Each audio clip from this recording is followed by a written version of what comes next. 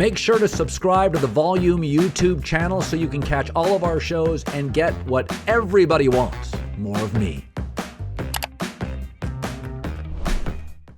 Talk about an interesting month for you. So I'm going to throw out, Mary Kay, kind of my theory, and this has always been my theory on our business. Stuff gets out when people want it out. Whether I worked at ESPN or Fox, if something's out, somebody's salary's out or demands are out, management or the people want it out.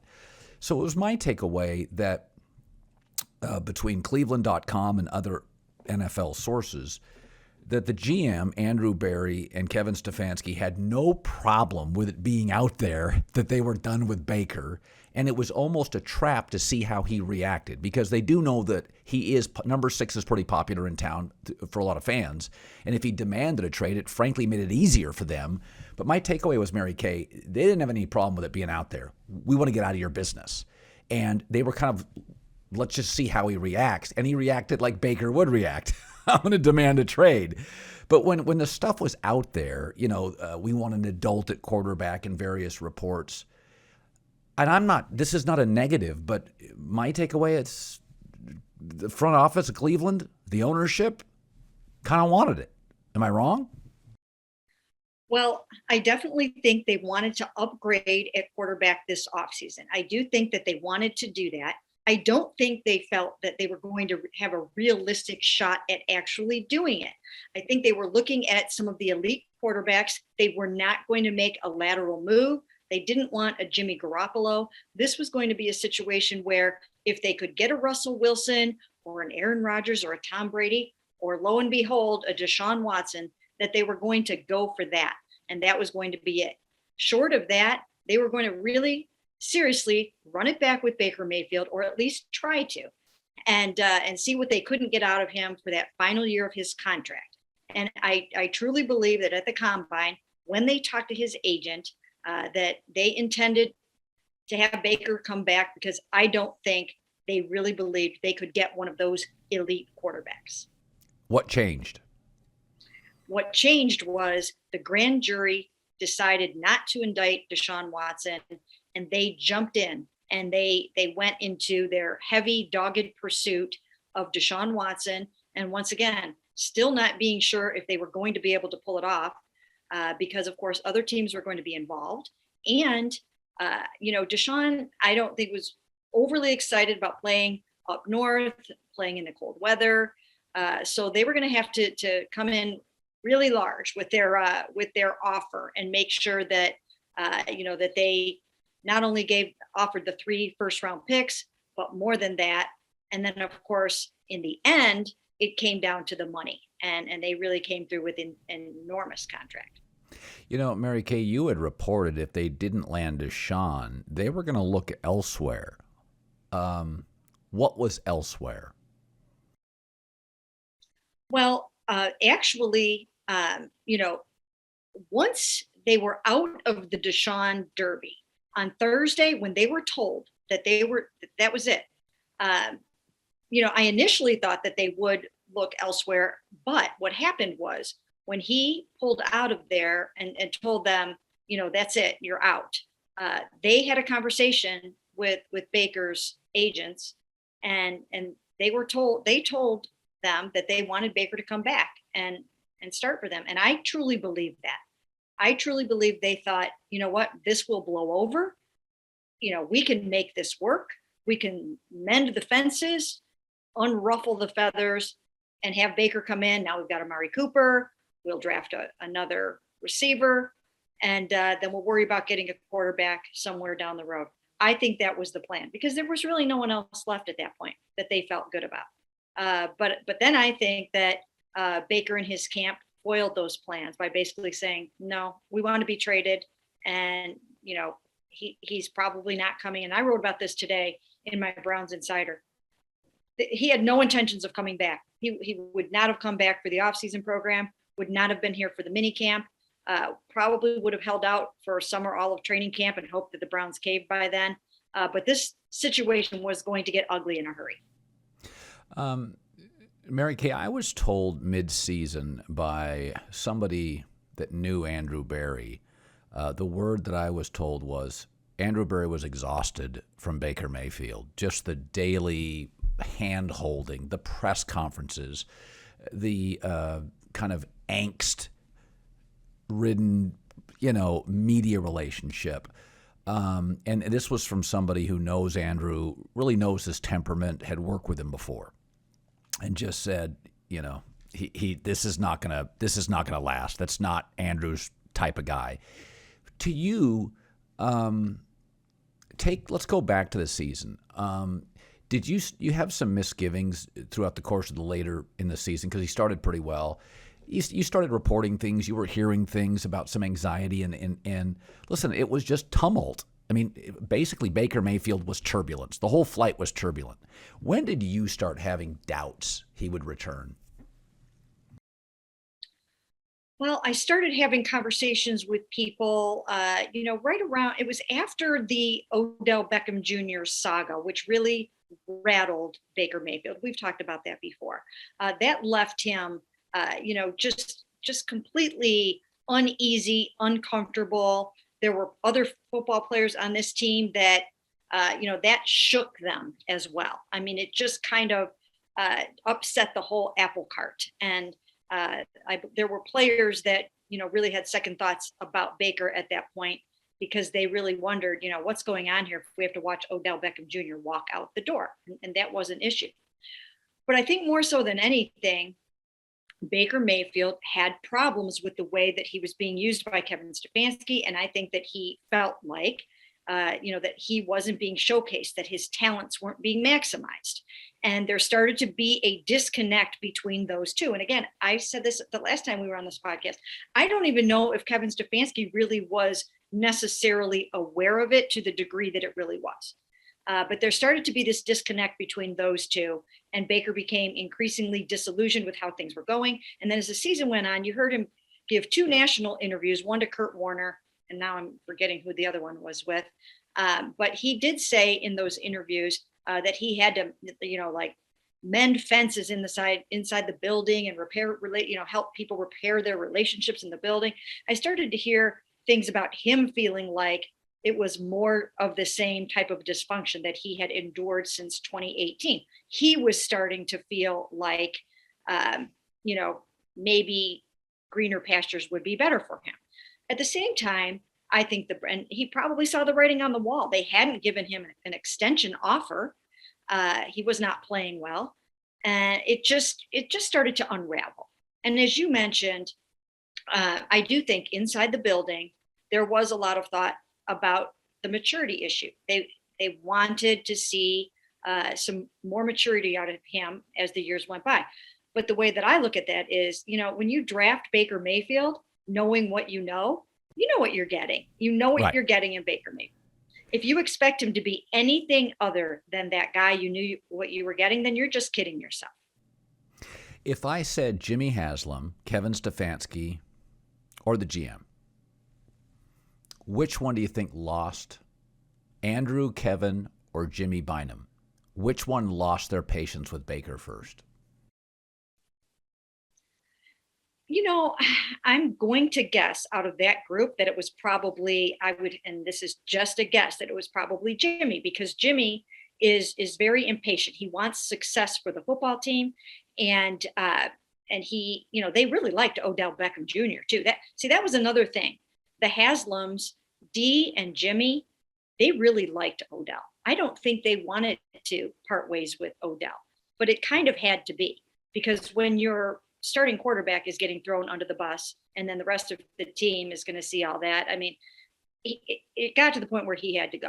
But I would have to say that Jimmy probably was maybe one of the first out of those 3 to jump ship for those reasons, for the negative press. I mean, you remember the game after they beat the Detroit Lions, and he just stalked off the field, angry, didn't talk to the media afterwards. All of those things started to wear thin.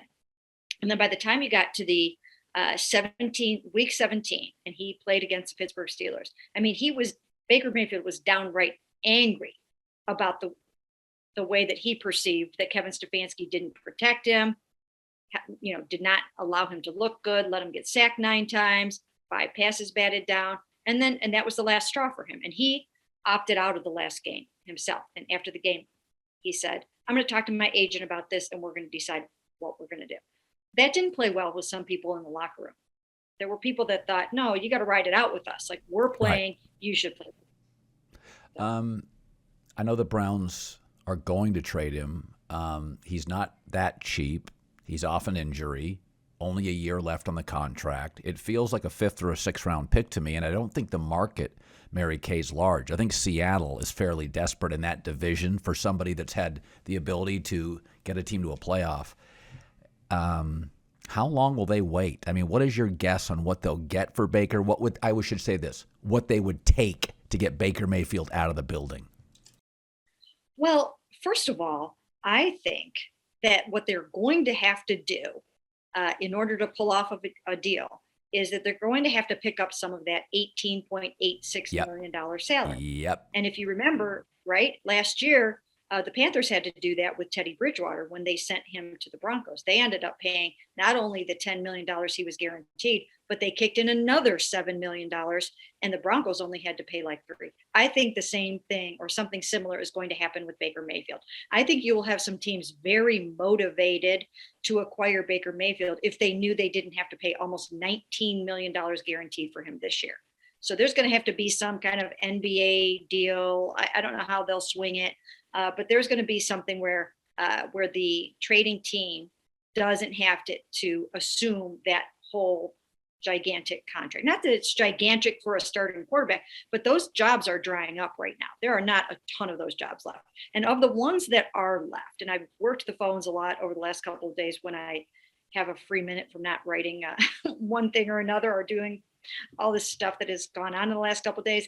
But I've had people tell me that Seattle is genuine about starting Drew Lock. Right now, sounds hard to believe, but I've been told by people that I trust that they really want to give this guy a shot. Now, maybe this is posturing. Maybe they don't want to seem like they need Baker Mayfield, right? I mean, some of this it's gamesmanship at this time of year. I mean, my mother would lie to me at this time of year if she worked for an NFL team. There's no question about it. So you really have to try to sort through what's true, what's false. But, I'm hearing that the Saints might want to give Jameis Winston another try. I'm hearing that the Panthers might not be interested in Baker Mayfield. I mean, at this point, the Panthers, who have the number 6 overall pick, maybe they just go with a rookie and just start all over.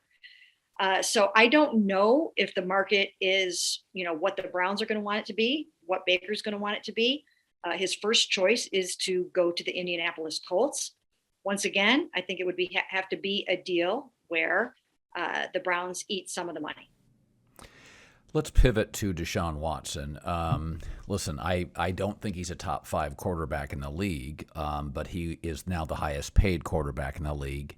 So I do think eventually you got to pay the piper on that stuff. I like Dak Prescott. He's a good B+ quarterback. You pay Dak A money, and now you're seeing what happens. Right tackle, Amari Cooper, Cedric Wilson.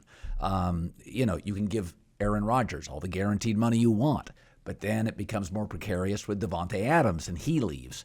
This is a massive contract.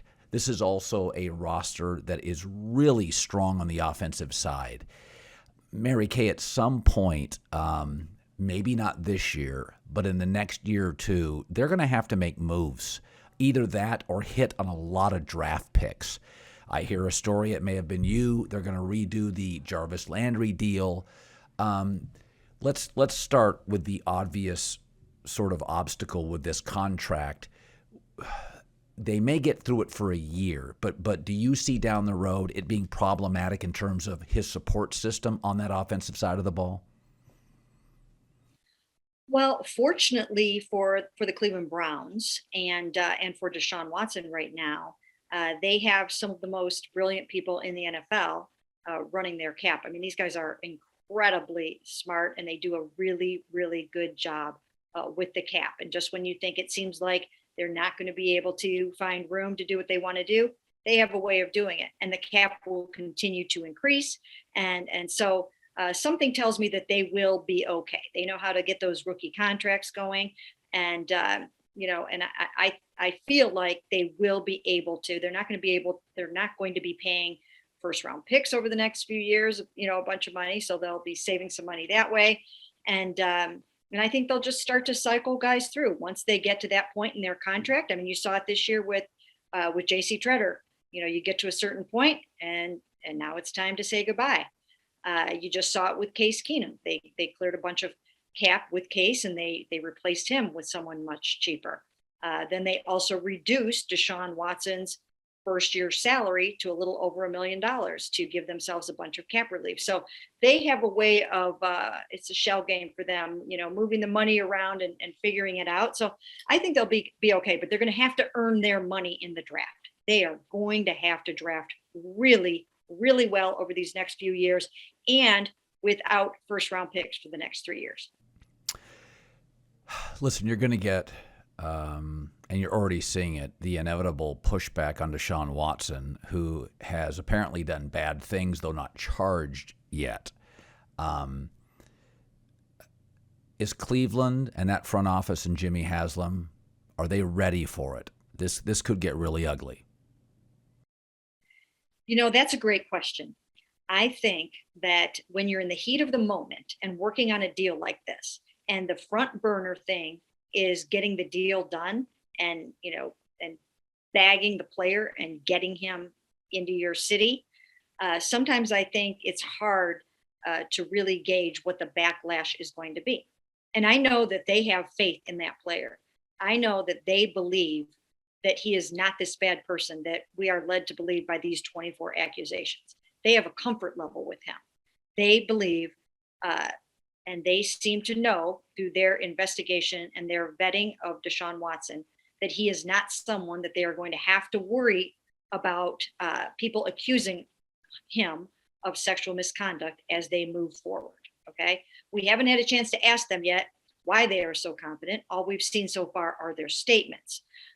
So we have to delve into that, and not even sure yet when we're going to have an opportunity to do that. I'll be going to the owners' meetings. I'm leaving on Sunday for the owners' meeting. So, I will have a chance to talk to the Haslams there, I'm sure. But just in terms of the press conference, I'm sure we'll talk to maybe Andrew this week, Kevin Stefanski this week.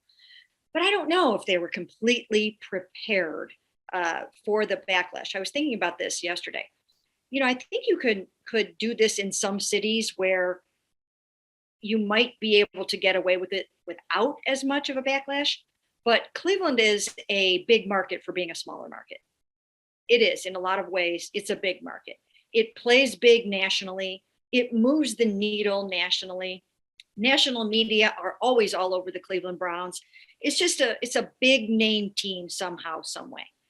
And I think it's going to be a long, hard road for the Cleveland Browns to sell this to their fans and make them feel comfortable. There's a lot of anger. There's a lot of hurt feelings right now. There's a lot of excited people, but there's a lot of people that need to try to understand how they could bring a person seemingly like this onto the team and into the community. Well, and Mary Kay, there will likely be a league suspension for some time. He may not play in September. Now, obviously, a move like this is a big picture move. They didn't get Deshaun for September. They got him for the next 3 to 4 years to kind of, straighten out the franchise. I don't want to put you in a position to guess, but I wouldn't be shocked if he just didn't play in September. The league came down and said it's a 4 to an 8 game suspension.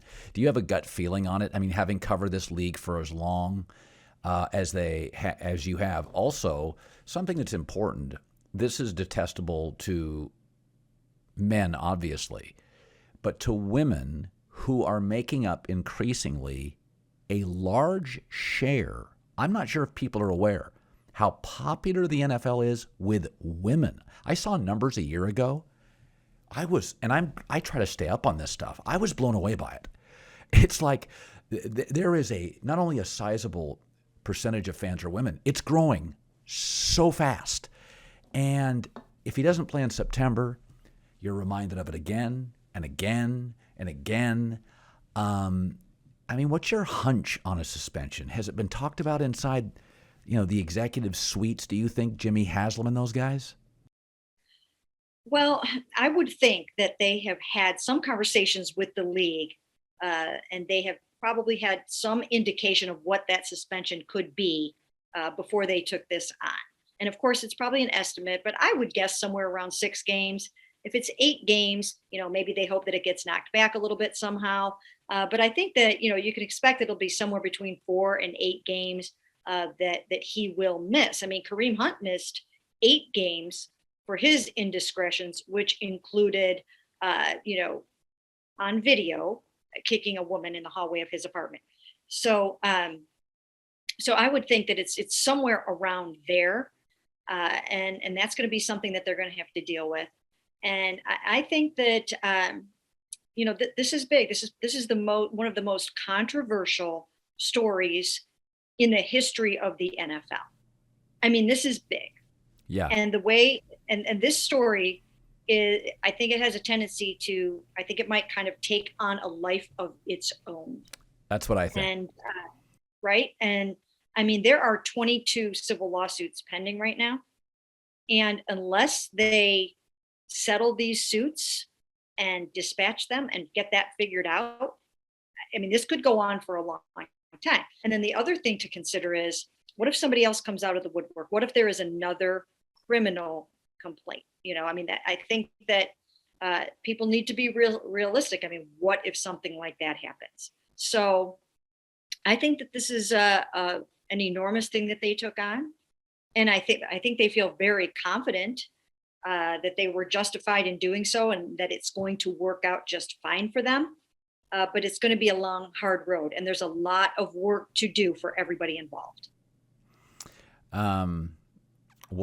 What a crazy time to cover the Cleveland Browns.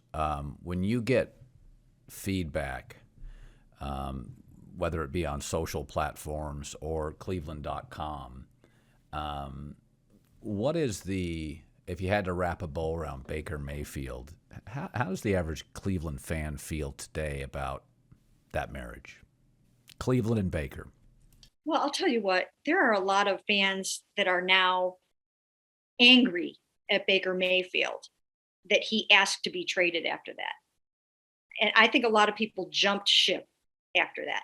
Before that point, I was still getting a lot of that, the backlash about, how could you ever not be anything other than 100% in Baker's corner? Why are you writing about Deshaun Watson? And why are you writing that, that they should think, toss their hat into the ring for Russell Wilson and all these things that I had been writing all offseason, because knowing that they had to really try to upgrade if they possibly could. I've been hammering away at that and taking a lot of heat for it, but I don't mind that. I mean, I have thick skin. I can handle it. So I just continued to do what I knew I had to do and was right about all that stuff. But things changed when he asked to be traded. Now it's an angry fan base when it comes to Baker Mayfield. The ones that are still on the Baker bandwagon are all from Oklahoma. They're all the Sooners fans. But Browns fans are like, wait a minute, what do you mean you want to be traded? I mean, I thought you were all in. I thought you were, one of us, and you were going to change the fortunes of the Cleveland Browns. Come back and show us what you got. So now I think he's lost, most of the people that were in his corner. Well, it's interesting. His father came out and took a shot at Cleveland and the Browns on social media. And I was told years ago, Gary Patterson, the longtime coach of TCU, who was dismissed this past year, I never heard him ever criticize a player's parents, but he ripped Baker's dad years ago, said he was arrogant and difficult. And before Baker was drafted, I knew somebody who had interviewed him, and this person that interviewed him had multiple New York Times bestsellers. And he had told me off air, he had said, just keep your eye on the dad. Apple doesn't fall far from the tree. Baker's sort of chutzpah and arrogance, it comes from somewhere. And so I saw this weekend his dad fire a shot at the Cleveland Browns. I think in the end, though, Mary Kay, my takeaway on Baker was it was time for a split. Baker's almost better to date than marry, if I could use that metaphor. It's just Cleveland has had enough rockiness in their life. They really need an adult. That's why I thought Matt Ryan was such a good fit. They kind of need a steady hand which they arguably haven't had since Bernie Kosar or Brian Sipe. I always had my misgivings about this because you had a very impulsive owner. You had moving parts GM coach. I just thought he was the wrong, I thought he was the wrong personality for the wrong time in Cleveland. Now, I may look smart today, but I always had this kind of feeling like Dorsey's ego and Haslam's ego and Baker's ego. It's just too combustible. Did you have a moment in the first year or two and you thought, this is going to be a circus? Oh yeah, it was at the Senior Bowl before he was even drafted. It was at the Senior Bowl when I went there to study Josh Allen and Baker Mayfield and really get a firsthand look at both of those guys, their personalities, the way they treated people, the way they treated staff members, the way they handled themselves in the media, the way the ball came off their hand, all the things that I try to see when I go to a Senior Bowl, because it's the last time you get to see these guys play some actual football before the draft. And back then, the way that I watched him move around the Senior Bowl, I didn't like what I saw. I did not like what I saw at the Senior Bowl. I did not like it. And I shared my feelings with members of the organization, and they know it. I mean, like, I did, just because I was like, I am not feeling it in terms of the leadership, the character, and all of those things that, that you would expect, that you would want out of your face of your franchise. But I will say this, and this is important. They shot right back at me and said, that's what we're looking for. We're looking for the crotch grabbing, flag planting dude that can pull this team up out of the doldrums. Now, of course, you're talking about John Dorsey. Like you said, John Dorsey was the GM at that time. And that's what they wanted. They wanted a little bit of an MFer. That's what they want. They wanted a guy like that. Josh Allen didn't have the personality that they were looking for. Neither did Sam Darnold. They wanted somebody that was going to take this bull by the horns and say, you know what, I've got you, and I'm going to take you where you want to go, and I'm going to kick some butt along the way. I mean, that's who they wanted. And that's why right now, you can't say you need an adult in the room, in the quarterback room, when you knew what you were getting. Now, of course, there's been a regime change since then. Right. There have been coaching changes since then, which of course is the number one problem with the Cleveland Browns over all of these years since they came back in 1999. One coach after another, one general manager after another. I mean, they do have some stability now, and I do have faith in Andrew Berry, Paul DePodesta, and Kevin Stefanski, but we're still burning off the residue of dysfunction here. Definitely. Right. I mean, and all of the instability, but that's when he had me at hello. I mean, you know what? I'm just saying at that Senior Bowl, it was, and other people know what I'm talking about. Other people know what I'm talking about. I watched him very, very closely there, and I knew that there were going to be problems. Always amazing. I should put you on staff. I use you so often and use your great insight. You're like one of my favorite people. I always appreciate you taking time away from your family, and continued success, Mary Kay. I just love your work, and I thank you so much for all you've been doing this so long and so well. I just admire you. Thank you so much. Well, thanks for having me. I always enjoy it.